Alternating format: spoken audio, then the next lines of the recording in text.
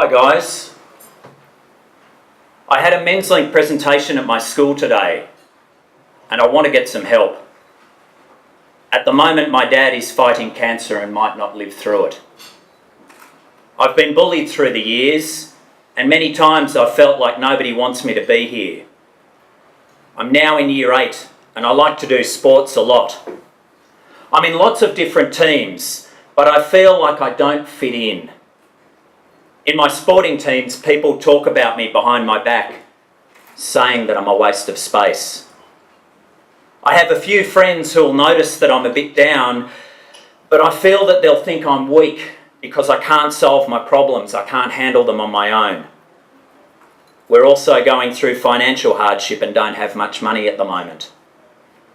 I don't want to tell my parents that I'm going through a hard time because they've got their own problems.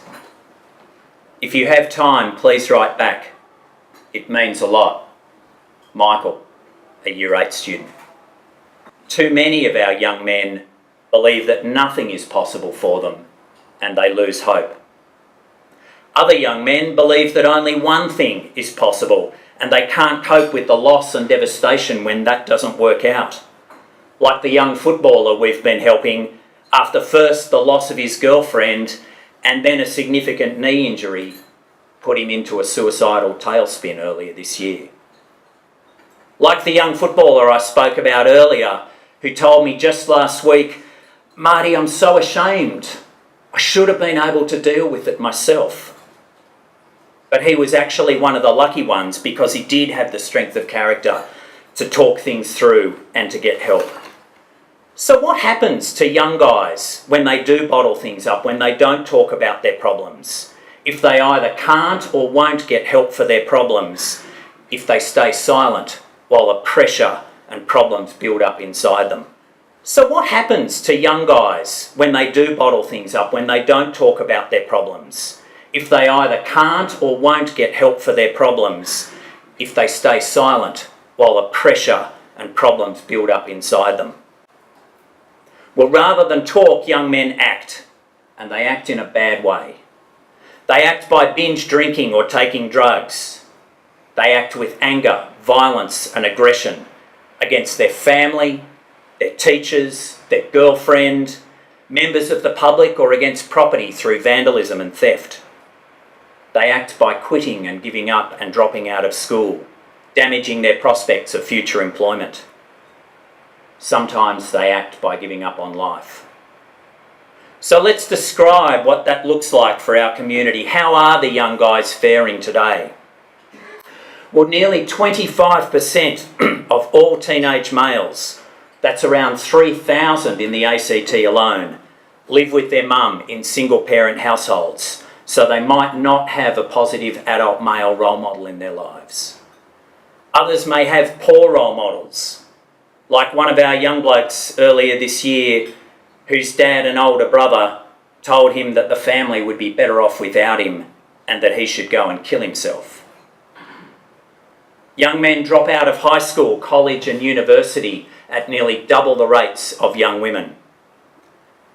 They're dramatically overrepresented in our justice system with a staggering, with an under 25 male to female ratio in our prison systems, a staggering 60 to 1, 60 to 1. And they're violent, especially to those around them. Every week in the ACT, police are called to around 50 domestic violence incidents. And at Menslink we see an alarming number of these, which may include assaults by teenage sons against their mothers or their siblings.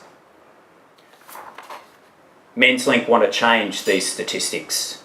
Our vision for a future generation of Canberran men is one where, regardless of their personal circumstances, men will understand that it's okay to have setbacks, that successful people fail often, but they always get back up again, that the only failure is giving up, that you don't stay silent about your problems, you talk, you get help from those around you to get around the obstacles in your life.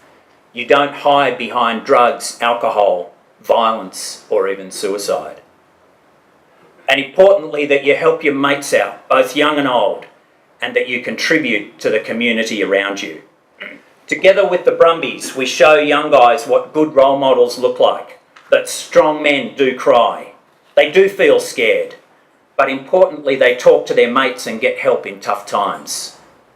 Through personal stories, our Silence is Deadly campaign has shown over 5,000 male students this year that it's okay to get help.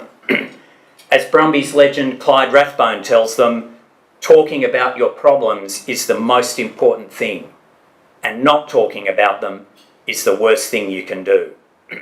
Now, we can't protect against relationship breakdown. We can't protect against job loss or life's challenges. But maybe our Menslink guys will have already put in place the support networks from an early age they need around them. Maybe they'll be used to asking for help and dropping the "I'll be all right, mate" facade. Maybe they won't be embarrassed or afraid to ask for help or to talk about their problems. And maybe they'll already be surrounded by supportive mates and partners who can listen.